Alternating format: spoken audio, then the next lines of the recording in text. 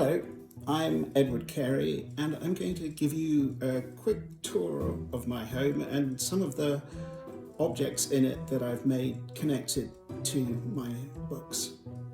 I always paint or draw or sculpt the characters in my books, and that way I feel I get to know them better. This is a wooden doll I made of Madame Tussauds, and my wife very kindly had a haircut so that she could have some hair, and there she is with glass eyes.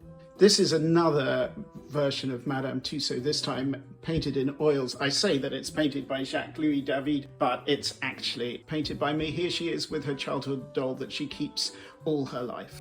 Moving around the room.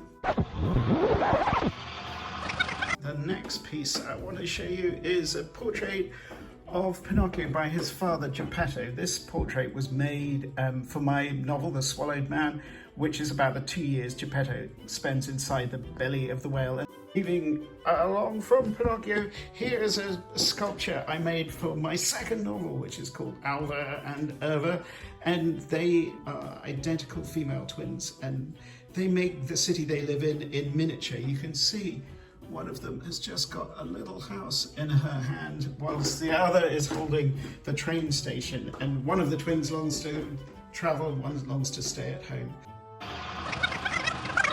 And besides a bust of William Blake is Edith Holler, who is the principal character of my latest book.